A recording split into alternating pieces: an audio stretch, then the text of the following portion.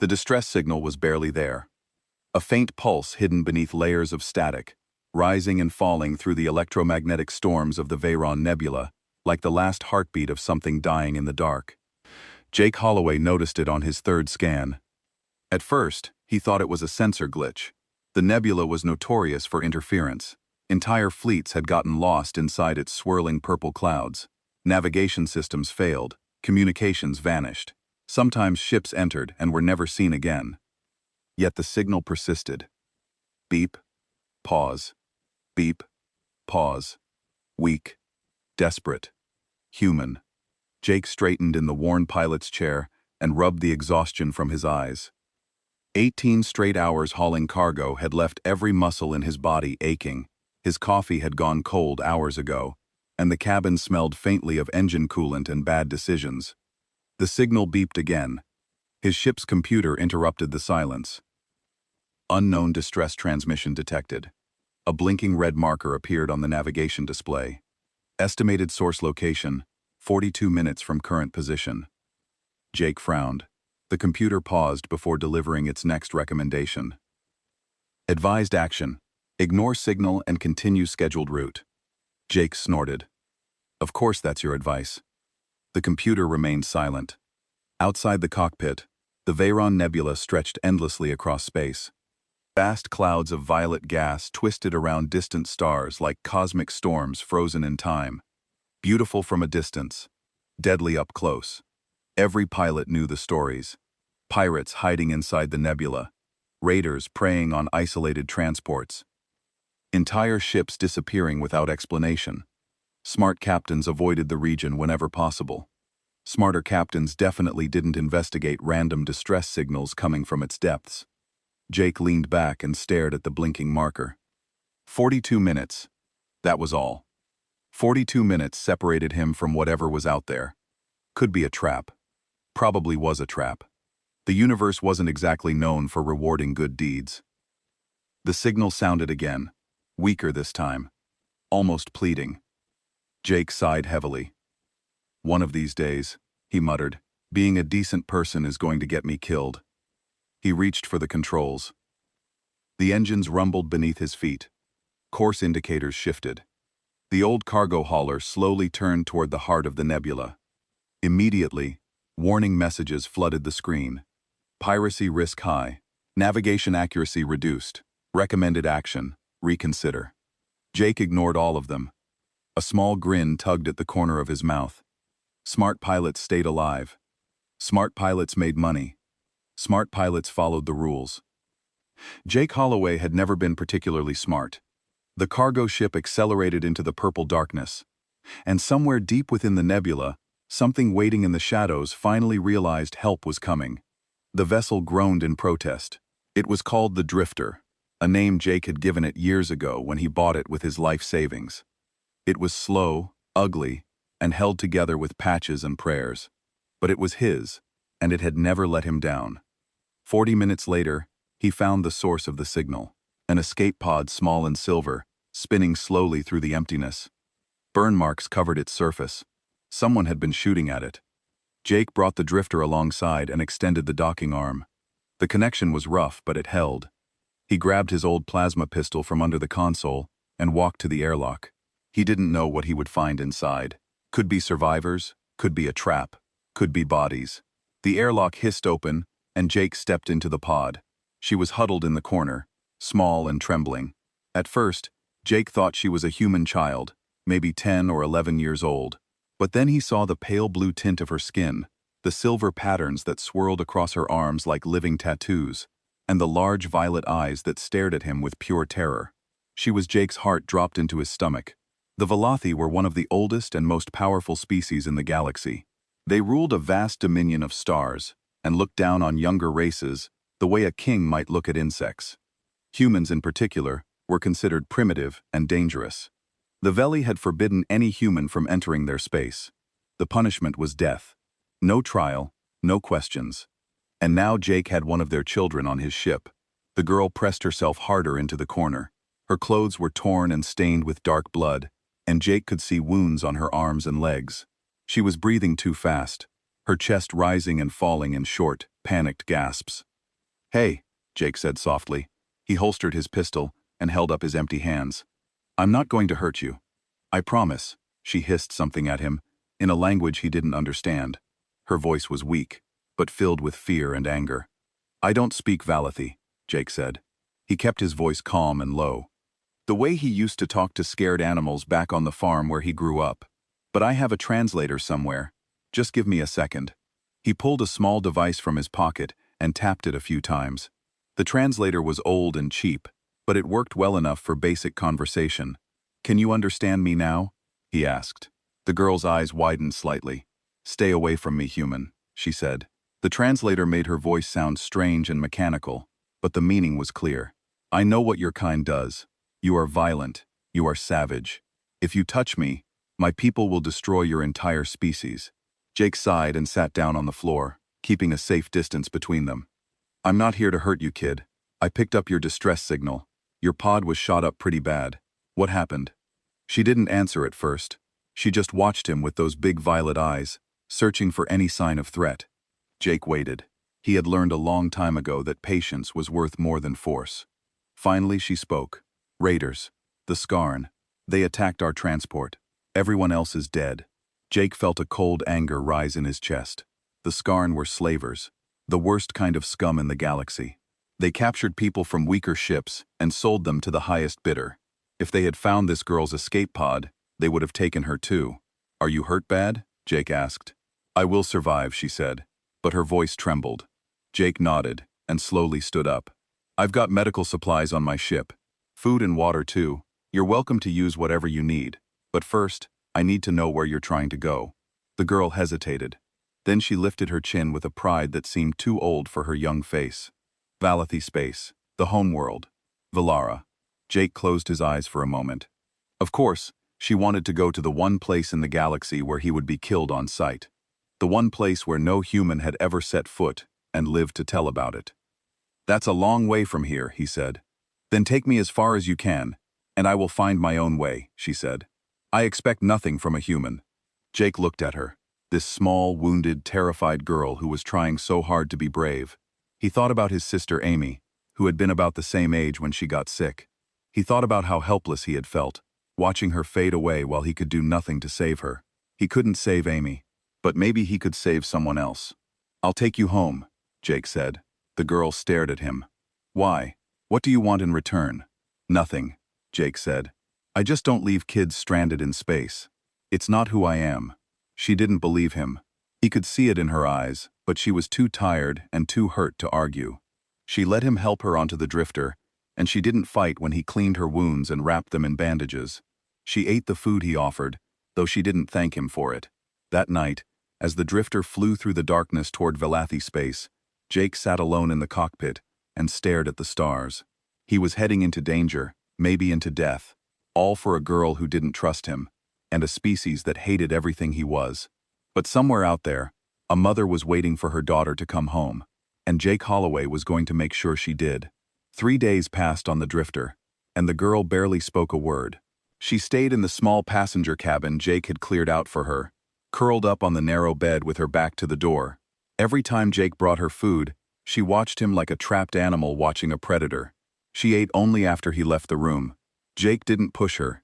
He just kept the ship running, checked her bandages when she allowed it, and gave her space. He understood fear. He understood what it meant to feel alone in a universe that didn't care about you. On the 4th day, she came to the cockpit. Jake was sitting in the pilot chair, eating a protein bar and watching the star map on the screen. He heard her footsteps behind him, but didn't turn around. He didn't want to scare her away. Human, she said. My name is Jake, he replied calmly. You can use it if you want. There was a long pause. Then she moved closer and sat in the co-pilot seat, keeping as much distance between them as the small cockpit allowed. Jake, she repeated, as if testing the word. That is a strange name. It's pretty normal where I come from, Jake said with a small smile. Do you have a name you'd like me to use? Another pause. Kirth, Jake said, nodding. That's a nice name. Sounds important. Her violet eyes flickered with something he couldn't read. It is. My name carries weight among my people. Jake didn't ask what she meant. He had a feeling she would tell him when she was ready. Instead, he pointed at the star map. We're about 6 days from the border. I'll need to stop for fuel in 2 days. There's a station on the edge of neutral space. Should be safe enough. Kirath studied the map. You have planned this carefully. I try to think ahead, Jake said. Keeps me alive. She was quiet for a moment. Then she asked the question he had been waiting for. Why are you helping me? You know what my people think of humans. You know what will happen to you if we are caught. Jake leaned back in his chair and looked at the ceiling. The metal was stained and patched in a dozen places. This ship had been through a lot just like him. I had a sister once, he said slowly. Her name was Amy. She was 8 years younger than me. Smart kid, always asking questions, always wanting to learn how things worked.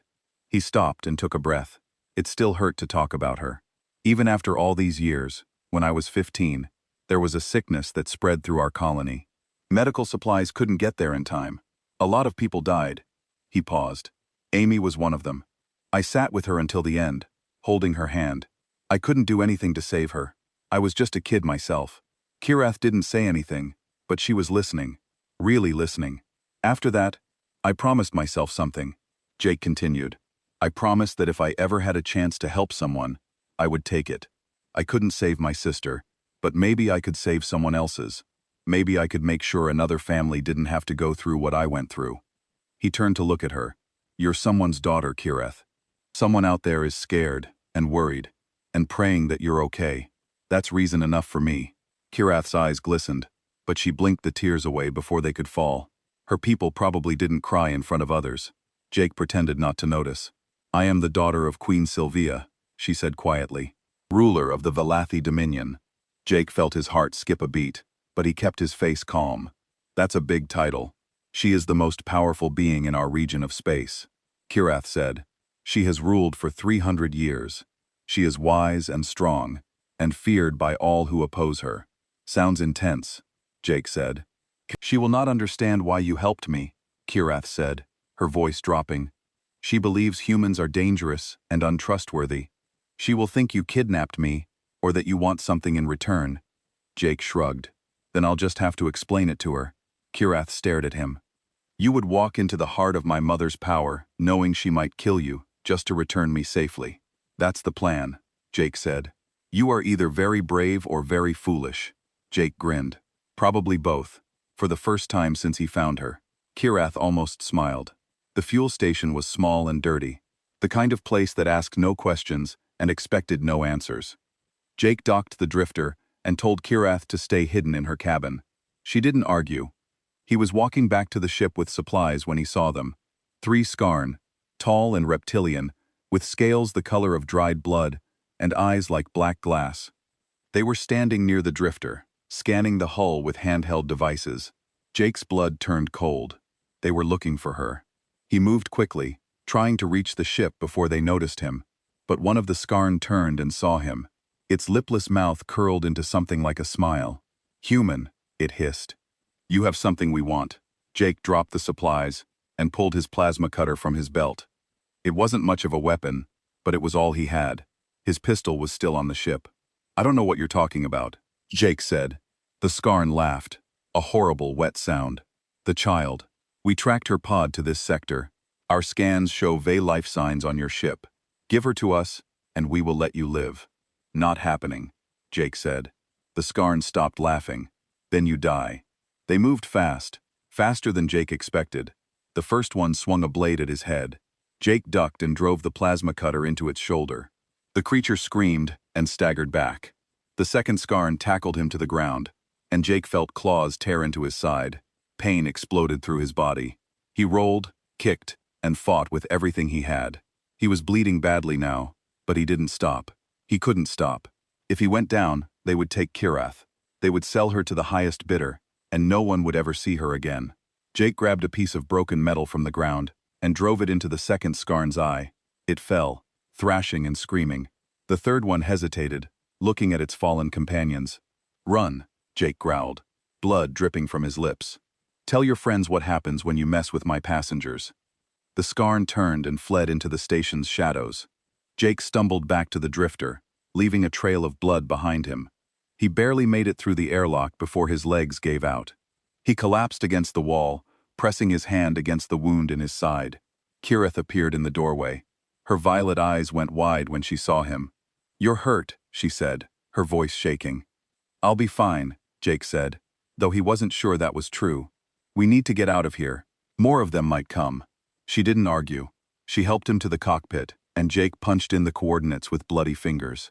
The drifter lifted off and jumped to faster than light speed, leaving the station behind. As the stars blurred around them, Kirath knelt beside Jake and pressed bandages to his wounds. Her hands were trembling, but her touch was gentle. "You almost died for me," she whispered. "Why?" Jake looked up at her and managed a weak smile. "I told you, kid. It's not who I am to leave someone behind." Kirath didn't say anything, but for the first time, she believed him. The edge of space was marked by a wall of ships. Jake had never seen anything like it. Hundreds of vessels hung in perfect formation, their hulls gleaming silver and gold in the light of distant stars. Each one was beautiful in a cold, deadly way, like a blade made for ceremony, but sharp enough to kill. The drifter looked like a piece of garbage next to them. Jake almost laughed at how absurd this was. A beaten-up cargo hauler held together with patches, and hope floating before the most powerful fleet in the known galaxy. "They've seen us," Kirath said quietly. She was standing beside him in the cockpit, watching the ships through the viewport. Her wounds had healed well over the past few days, and she no longer looked at Jake with fear, but now there was something else in her eyes. Worry. "Yeah, I figured," Jake said. The warning lights on his console were going crazy. He was being scanned, targeted, and probably marked for destruction. A voice crackled through the communication system. It spoke in Velethi first, then switched to basic galactic common. "Unidentified vessel. You have entered restricted Velethi territory. Human life signs detected. Prepare to be boarded. Any resistance will result in immediate destruction." Jake looked at Kirath. "You ready for this?" She nodded, her jaw set with determination. "Let me speak to them." Jake opened the communication channel and stepped back. Kirath moved forward and spoke in her native tongue. Her voice was stronger than he had ever heard it, carrying the weight of authority that seemed too heavy for someone so young. There was a long silence. Then the voice on the other end changed. It became faster, more urgent. Other voices joined in, speaking over each other in rapid vey that Jake couldn't follow. "What's happening?" he asked. Kirath turned to him with a strange expression. "They know who I am now. They thought I was dead. The whole Dominion has been searching for me." Jake let out a breath he didn't know he was holding. "So, they're not going to blow us up?" "No," she said, "but they're sending ships to escort us." "And Jake," she hesitated, "they're going to take you into custody. They don't understand why you're with me. They think you might have taken me against my will." "I figured that might happen," Jake said calmly. "I told them you rescued me. I told them you saved my life, but they're not listening." Her voice cracked with frustration. "They see only that you're human." Jake put a hand on her shoulder. "It's okay, Kira. You did your best. The rest is up to your mother." 3 Velethi warships moved alongside the drifter and guided it toward the homeworld. Jake watched through the viewport as they traveled through Velethi space. It was beautiful, beyond anything he had imagined. Massive stations floated among colorful nebulas. Ships moved in graceful patterns like flocks of birds dancing through the sky. Planets glittered in the distance, covered in lights that spoke of billions of lives. And at the center of it all was Velara, the homeworld. It was enormous. Wrapped in swirling clouds of purple and blue, cities covered its surface, their towers reaching so high they seemed to touch the stars. "It's amazing," Jake said softly. Kirath looked at him. "You're about to be put in chains. And you're admiring the view." Jake shrugged. "Might as well enjoy the little things." She shook her head, but there was a hint of a smile on her lips. The drifter landed in a massive docking bay, and Jake was immediately surrounded by Velethi soldiers. They were tall and elegant, their armor gleaming like mirrors. They pointed weapons at him that he didn't recognize, but knew could probably turn him to ash in a heartbeat. "Step away from the princess," one of them commanded.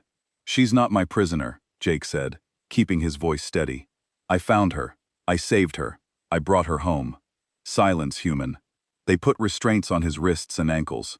The metal was cold and heavy. Jake didn't resist. Fighting would only make things worse.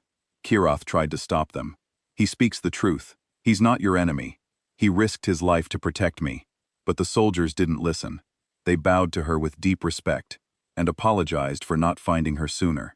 They praised their gods for her safe return, And then they dragged Jake away like a criminal. He was taken to a holding cell deep within a building that seemed to be made of crystal and light. The walls glowed softly, and the air smelled like flowers he didn't recognize. Even the prison was beautiful here. Jake sat on the floor and leaned against the wall. His wounds still ached, though they were healing. He closed his eyes and thought about the path that had led him here. A distress signal in the nebula. A frightened girl in a broken pod. A choice to help when walking away would have been so much easier. He didn't regret it. No matter what happened next, he didn't regret it. Hours passed, maybe days. Jake couldn't tell. The cell had no windows, and no one came to speak with him. Then finally, the door opened. Kirath stood in the doorway.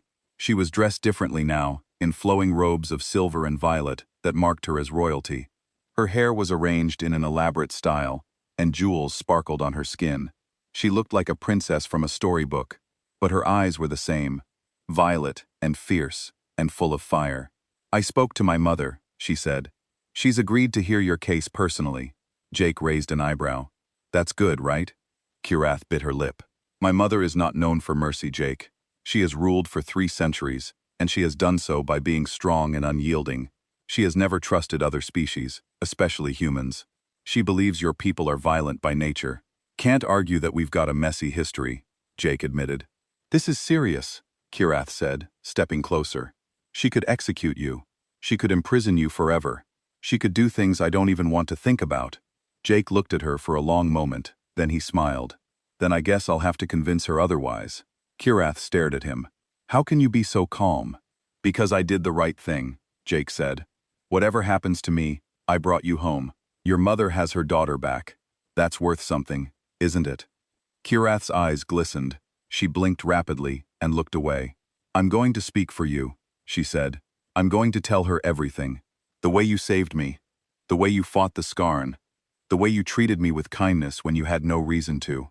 "I appreciate that," Jake said. "Don't thank me yet." She turned to leave, then paused at the door. "Jake?" "Yeah, I'm glad you found me in that pod." Before he could respond, she was gone, and the door closed behind her. Jake leaned back against the wall and smiled. Whatever came next, he was ready to face it. The throne room of Valara was the largest space Jake had ever seen. It stretched so far that the walls disappeared into shadow, and the ceiling rose so high it might as well have been the sky itself. Pillars of crystal lined the path to the throne, each one humming with a soft inner light. Thousands filled the hall, standing in perfect rows, their eyes fixed on the human being marched through their midst. Jake walked with his head held high. The restraints on his wrists were heavy, and guards flanked him on both sides, their weapons ready. He could feel the hatred in the room, the disgust, the disbelief that a creature like him had dared to set foot in their sacred space. But he didn't look down. He didn't show fear. He had done nothing wrong, and he would face whatever came with his dignity intact. At the far end of the hall, the throne rose like a mountain of silver and starlight, and on it sat Queen Sylvia. Jake had imagined what she might look like. He had pictured something cold and distant, like a statue made of ice, but the reality was far more overwhelming. She was tall, even seated, with skin the color of moonlight and eyes that burned like twin violet suns. Her hair flowed around her like a living thing, silver strands that seemed to move on their own. She wore no crown, but she didn't need one. Everything about her screamed power in a way that made Jake's knees want to buckle. She was ancient, she was terrifying, and she was looking at him like he was an insect that had crawled into her palace. The guards forced Jake to his knees before the throne. He landed hard on the crystal floor, but he didn't make a sound. "Human," the queen said. Her voice was soft, but carried through the entire hall. As if the walls themselves were helping her speak. "You stand accused of entering forbidden Valathi space. You have been found in the company of my daughter, the Princess Kirath. Explain yourself. You in for me." Jake took a breath. "Your Majesty, I found your daughter in an escape pod near the Veyron Nebula. Her transport had been attacked by Scar Raiders. She was injured and alone. I gave her medical care, food, and shelter. Then, I brought her home." A murmur ran through the crowd. The queen's expression didn't change. "And what do you want in return?" she asked.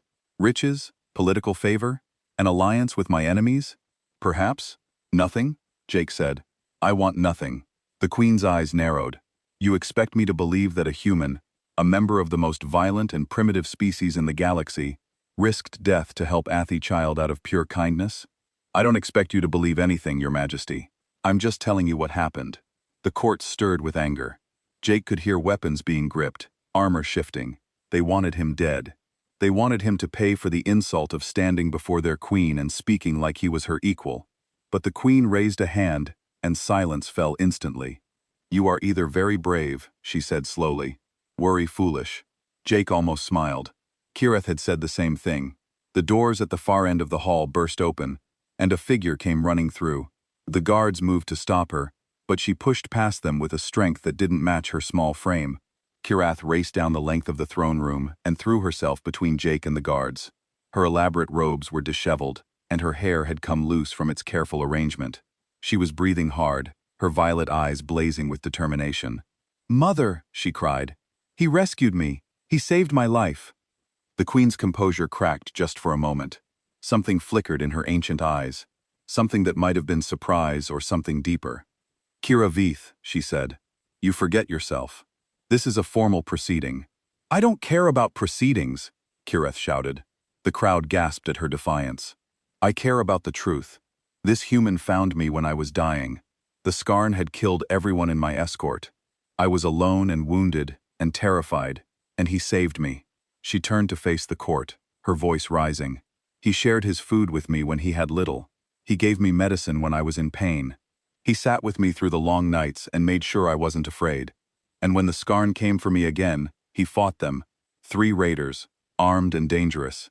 He fought them with nothing but a tool from his cargo hold, and he nearly died protecting me." She pulled at Jake's shirt, revealing the scars on his side, still fresh and red. "These wounds are from that fight. He bled for me. He almost gave his life for a girl he had no reason to care about." The court was silent now. Even the guards seemed uncertain. Kirath turned back to her mother, and her voice dropped to something quieter, more personal. "Mother, I know what you think of humans. I thought the same things. I was taught that they were savages, that they could never be trusted, that they would hurt me if given the chance. But Jake never hurt me. He treated me with kindness I didn't deserve, because I was cruel to him at first. I said terrible things. I called him names, and still he helped me." She walked up the steps toward the throne, something that was clearly forbidden based on the shocked reactions of the court. But the queen didn't stop her. "You taught me that actions matter more than words," Kirath said softly, standing before her mother. "You taught me that we judge others by what they do, not what they say. So judge him by his actions, mother. He did not kidnap me. He did not demand ransom. He walked into the heart of our territory, knowing he would probably die just to bring me back to you." Queen Sylvia looked at her daughter for a long moment. Then she looked at Jake, still kneeling on the floor, still meeting her gaze without fear. "Human," she said. "Jake Holloway, why did you do this? Tell me the truth and I will know if you lie." Jake thought about his answer. He could try to say something clever, something political, something that might save his life. But that wasn't who he was. "I did it because she was a kid in trouble," he said simply. "Where I come from, you don't leave someone behind just because helping them is hard or dangerous. You don't walk away from someone who needs you just because they're different from you." He paused, then continued. "I didn't do it because she was a princess. I didn't know that when I found her. I did it because she was someone's daughter. I did it because I've lost people I loved, and I know what it feels like to be helpless. I did it because if there's a chance to save someone, you take it. That's what it means to be human." The hall was completely silent. Queen Silva rose from her throne and descended the steps, her robes flowing behind her like water. She walked past her daughter, past the guards, and stopped directly in front of Jake. She was so close he could feel the energy radiating from her, ancient and powerful beyond anything he could comprehend. She could destroy him with a thought. She could erase him from existence with a wave of her hand. Instead, she studied him with those burning violet eyes, seeing something in him that he couldn't see himself. "In 3 centuries, she said quietly, no one from a lesser species has ever spoken to me with such honesty. No one has ever stood before me without fear, without agenda, without the desire for something in return." She reached down and touched his face, her fingers cool against his skin. "Perhaps," she said, "we have been wrong about your kind." And for the first time, Jake Holloway allowed himself to hope. The Queen ordered Jake's restraints removed immediately. The guards hesitated, their training warring with their instincts, but they obeyed. The heavy metal fell from Jake's wrists and clattered on the crystal floor. He rubbed the raw skin where the restraints had been, and slowly rose to his feet. Queen Sylvia turned to face her court. Thousands of Althi stared back at her, waiting for her judgment. Many of them still looked at Jake with suspicion and hatred, but they remained silent. Their queen was speaking. For generations, Sylvia said, her voice carrying through the vast hall. We have taught our children that humans are dangerous. We have told them stories of human wars, human violence, human cruelty. We have kept them away from our borders and forbidden any contact. We believed we were protecting ourselves from a species that knew only destruction. She paused, letting her words settle. But today, a human stands before us. He entered our space knowing the punishment was death. He faced our weapons and our judgment without flinching, and he asks for nothing in return, for saving my daughter's life. Not riches, not power, not protection, nothing, the court murmured. A wave of sound passing through the crowd like wind through grass. I have ruled this dominion for 3 centuries, the queen continued. I have seen empires rise and fall. I have witnessed the birth and death of stars, and in all that time, I have never encountered a being quite like this one. She turned to look at Jake, and something in her ancient eyes had changed. It wasn't warmth exactly, but it was no longer coldness either. It was something like curiosity, something like respect. Jake Holloway, she said formally, I hereby declare you a friend of the throne. You are granted full immunity in all Valathi territories. You are recognized as a protector of the royal bloodline. Any who harm you will face the full wrath of the Dominion. The court erupted into noise. Some gasped in shock, others shouted in protest. A human given such an honor. It was unthinkable. It was scandalous. It was unprecedented. But the queen raised her hand, and silence returned. Furthermore, she said, and now, her voice had an edge of steel, I am ordering a formal review of our policies toward humanity. We will send observers to human space. We will study their culture, their history, their values, and we will consider opening diplomatic relations with their species. Now the protests truly began. Valathi nobles stepped forward, speaking over each other, demanding to be heard. How could the queen do this? How could she abandon centuries of tradition based on the actions of one human? Sylvia let them speak for a moment, then she silenced them with a single sentence.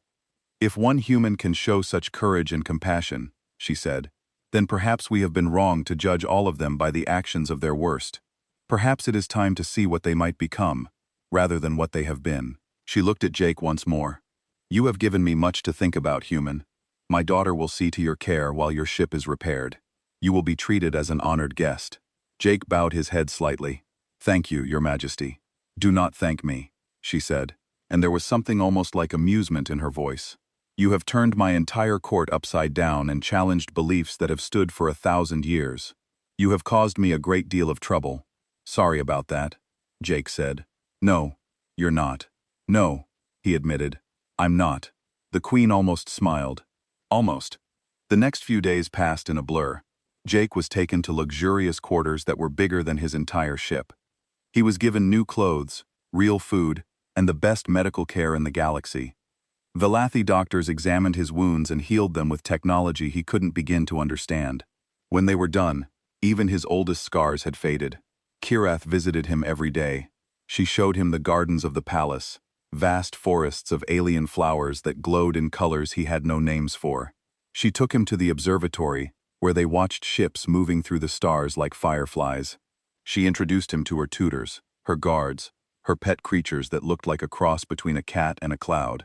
You've changed things here, she told him. One evening, as they sat on a balcony overlooking the city, the lights of Valara sparkled below them, a sea of brilliance stretching to the horizon. People are talking. Some are angry, but others are listening. They're asking questions they've never asked before. Questions like what? Jake asked. Questions about humans, about why you do the things you do, about whether my mother is right to reconsider our position. Jake was quiet for a moment. I'm not anything special, Kira. I'm just a cargo hauler. I didn't do anything that any decent person wouldn't have done. Kirath shook her head. That's what makes you special, Jake. You don't see it. You think what you did was ordinary, but to us, it's extraordinary. Our people don't risk their lives for strangers. We calculate. We evaluate. We determine if an action is worth the cost. You just acted. You saw someone in need and you helped them. No calculation, no evaluation, just kindness. Jake didn't know what to say to that. My mother wants to speak with you again before you leave, Kirath said. A private audience. She has more questions. I'll answer them as best I can, Jake said. The next morning, Jake was brought to a small chamber in the palace, far from the grand throne room. Queen Sylvia was waiting for him alone, without guards or advisors. She sat in a simple chair, and she looked almost normal like this, almost approachable. Almost. Sit, she said, gesturing to a chair across from her. Jake sat. Tell me more about your kind, the queen said. Tell me what I don't know. So Jake talked. He told her about human history, the good and the bad. He told her about their wars, their failures, their cruelty. He didn't hide anything or make excuses, but he also told her about their courage, about the people who ran into danger to save others, about the doctors who fought diseases they couldn't cure, about the ordinary people who gave everything they had to help strangers they would never meet. We're not perfect, he said. We never will be. We fight. We fail. We hurt each other. But we also love fiercely, forgive often, and keep trying even when there's no hope. We give our lives for our children, and sometimes for children who aren't our own. That's what it means to be human. All of it. The good and the bad, mixed together in a way that doesn't always make sense. The queen listened without interrupting. When he finished, she was silent for a long time. You have given me much to consider, she finally said. I cannot promise that my people will change overnight. Prejudice is a deep wound, and it heals slowly. But I can promise that we will begin. We will try. That's all anyone can do, Jake said. When the time came for Jake to leave, half the palace seemed to have gathered at the docking bay. Velathi nobles, guards, servants, and officials stood in careful rows, watching the human who had turned their world upside down. The drifter looked completely different. The Vela engineers had rebuilt it from the ground up. It still had the same shape, but the hull was new. The engines were upgraded, and the interior had been completely modernized. It was still his ship, but it was better than it had ever been. Kirath met him at the boarding ramp. She was dressed simply today, without the elaborate robes of royalty. She looked like the girl he had found in the escape pod. Scared but brave, she held out a small pendant, silver and violet, shaped like a star with a crystal at its center. This is the symbol of my house, she said. It marks you as a protector of the royal family. Carry it always. And if you ever need anything at all, send word. I will come. Jake took the pendant and hung it around his neck. It was warm against his skin, humming faintly with energy. Thanks, kid, he said. Then he did something that made the entire court gasp in shock. He ruffled her hair. Kirath laughed, a bright sound that echoed through the docking bay. She threw her arms around him in a quick hug, then stepped back, blinking rapidly. Don't be a stranger, Jake Holloway, she said. Wouldn't dream of it, Your Highness. He boarded the drifter and took his place in the pilot seat. The controls felt familiar despite the upgrades. Some things didn't change. As the ship lifted off and climbed toward the stars, Jake looked back at the beautiful world below. Thousands have watched him go. They didn't wave or cheer, but they watched. And as he jumped to faster than light speed, leaving Velathi space behind, Jake smiled. Sometimes one person could make a difference. Sometimes kindness was enough. And sometimes the universe surprised you.